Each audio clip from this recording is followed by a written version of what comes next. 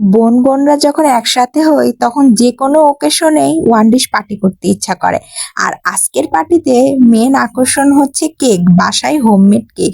এটা আমার ছোট বোন নিজের হাতে বানাইছে। ও প্রথমবার কেক বানাইছে আর প্রথমবারের কেকটাই কিন্তু অনেক বেশি সুন্দর হয়েছে। বাড়িতে সবাই খুব খুশি। এই যে আমাদের ছোট্ট ভাতিজি, ও খুব খুশি আর আমার মেয়েটা তো ভীষণ খুশি। ও কেক নিয়ে ছবি তুলবে। ওর পোস্টটা দেখছেন?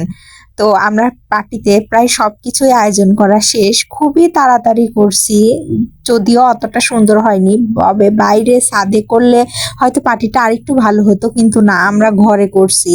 কারণ আমরা একটু সাজুগুজু করছিলাম, ফটোশুট করতে অনেক বেশি দেরি হয়ে গেছে, এই জন্য আমরা ঘরেই করছি।